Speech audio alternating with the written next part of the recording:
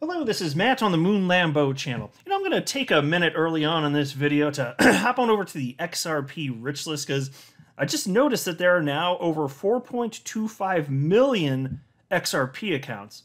And I want to highlight that even at the time, like even if you look back towards just this year where there's been admittedly, I think understandably, less excitement and less of a frenzy around crypto than if you go back to, beginning part of, let's say, last year when you had the diamond hands and the laser eyes and all that nonsense. Well, even though that's true, adoption of XRP, it just keeps increasing. So I want to talk about that, and also just kind of in a general sense, and I started thinking about this more just because of a tweet from a guy who is, well, he's a trader, but also a long-term holder as well. And he was just talking about the importance of taking profits, and something he said resonated with me, so I thought I'd just kind of share it with you.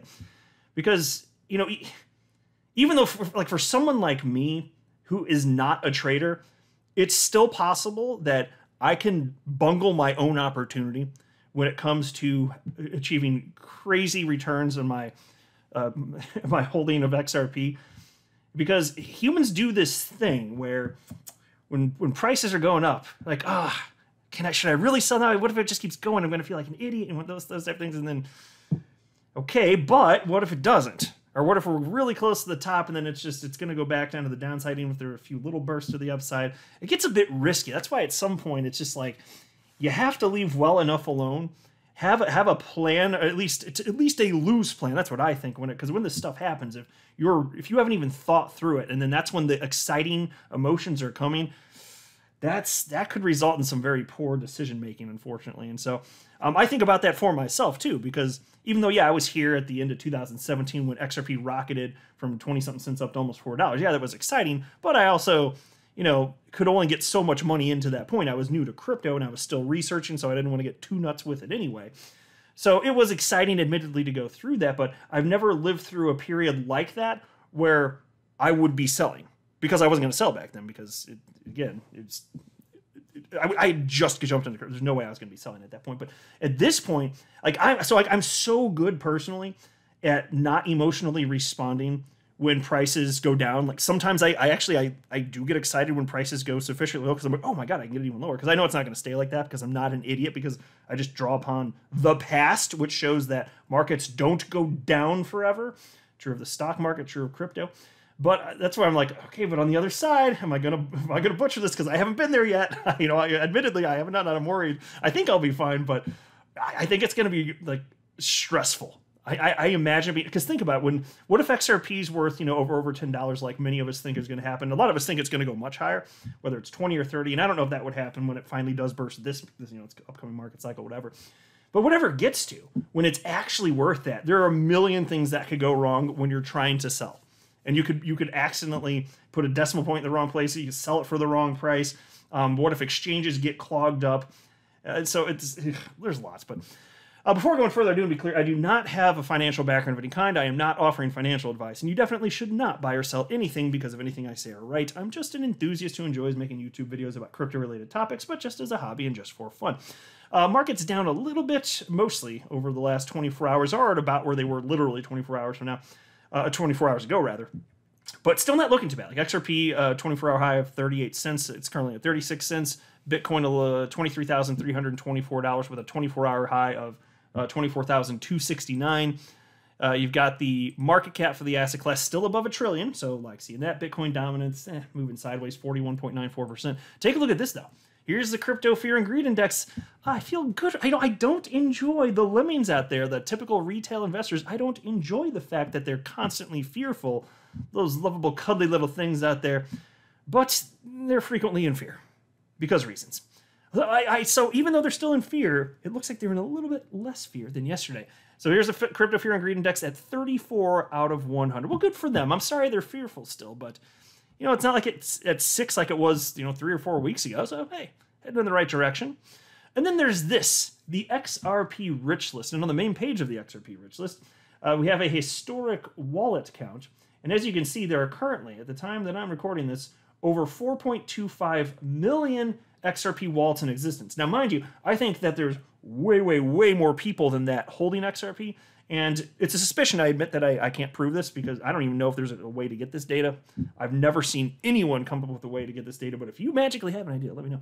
But I think it's because, although, yeah, fine, you could say some people have multiple wallets like me, I do.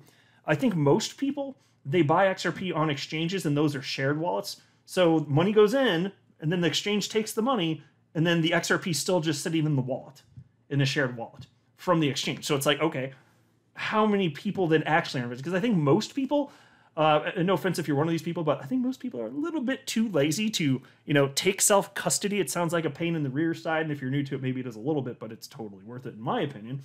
So I think there's way more than just 4.25 million people holding XRP, and it's just going up. I don't know if that means it's tens of millions of people, but that wouldn't surprise me in the least,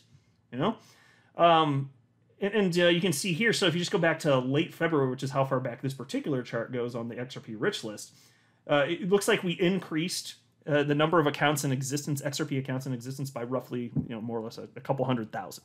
And this is during a time where everybody's scared out of their mind. I'm telling you, this is a line that just goes practically straight up. You know what I'm saying? It's at an angle, you know what I'm saying? It just keeps going up. What do you think is going to happen? Because we've been planning now, while everybody else is too fearful to be participating. Like, I'm telling you, the majority of people that were all excited and participating heavily in crypto a little over a year ago, they're either out of the market or they're not paying attention right now, really, and perhaps not even planning, which is not exactly ideal for those people that really, believe in this stuff. If you're the type that wants bigger bags, I've always thought these types of times make the most sense. So I'm not telling you specifically to buy or sell or hold. I don't care. You do whatever you want. This is just how I kind of look at this stuff. But just think about this. Like, in order to be in the top 10% of XRP holders on the entire planet, all you need is 2,313 XRP. That's it. And you're in the top 10%. Well, if we're right and this thing's really going to get... can you imagine a decade from now? Like... 2,313, and you're in the top 10%. That's it.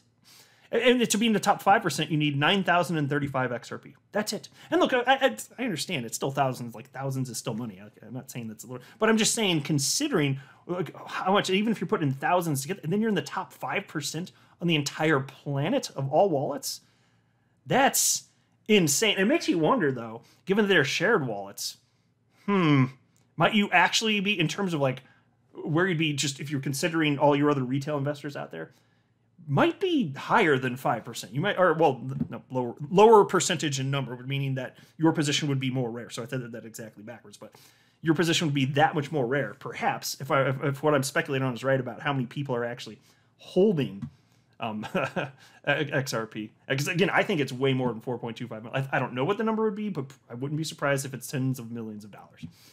Now take a look at this, because at some point we're going to want to either reduce our XRP holdings when the day finally comes, or sell entirely. And for me, as far as whether or not I'll sell entirely, the question is, are markets going to sufficiently entice me to exit my position entirely? I mean, if we get there, we get there. At some point, everybody has a price, right? Almost everybody. So take a look at this tweet from Income Sharks, chart analyst. He wrote the following. Don't forget to take profits this week. The time you take profits is when things look so good and you don't want to. Just remember the feeling in the past when you got greedy and didn't. So I'll just pause to note there. He's talking about traders. It's still true though. Even if you're like, I don't know, do you want to call it a macro trader?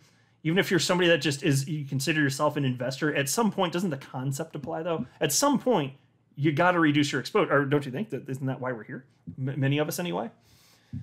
And so that's why I'm sitting here. So I'm not looking at it on like some sort of weekly basis. That's not why I brought this up. But there are so many people that when XRP ran to almost $4 didn't sell and ended up regretting it later on. I'm not going to be one of those people. I'm going to be one of these people where I'm going to sell on the way to the top, and if I start selling way before the top, I'm not going to beat myself up because I don't know where the top's going to be, but I'm going to take some risk off the table, and I'm not going to be a child about it when I see how high it goes and I have all that benefit of hindsight. Nope, because that's stupid. Just like I won't beat myself up for not picking winning lottery numbers this week. I mean, I don't play the lottery. That's the idiot tax. But no, if I were to play the lottery, and I didn't pick the winning numbers, but oh, but they're right there. Oh, I can't believe I didn't do it. No, that's stupid. You don't know how high XRP is going to go when it finally does start running. But he is right, because you're going to have that feeling, am I selling too soon? It'll happen to everyone. Just like when it's at the bottom, it's painful to purchase when nobody wants to buy. That historically is the best time to buy, but it's too painful, right? Well, then the inverse is true. When it's at the top, you don't want to sell. Oh my God, and then it keeps going. I was an idiot. My gosh. Well, that's why my approach is similar when it comes to buying and selling. Just so when I was buying, it was just dollar cost averaging in over a period of time. And then when it comes to selling, I'll be reducing my exposure over a period of time. Now, when XRP had its final blow-off top several years ago, it took about 2.5 weeks. So as soon as I really start seeing it running, I may get into a position where I'm selling at least once per day. I could see that, because I'll understand that I may, if history repeats anyway, I'm probably not going to have that much time. And it may be the case that, I'll start selling some of my XRP. I hope to not do this, but if it happens, it happens, because I know this is going to be messy. I'm under no illusion that this is going to be perfectly executed by me, because I'm just a dude on the internet.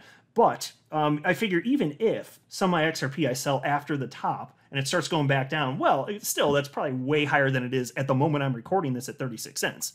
Way, way, way higher. So what's that mean? Did it go from $10 to $8 or $10 to $7 or $10 to $6? I don't know.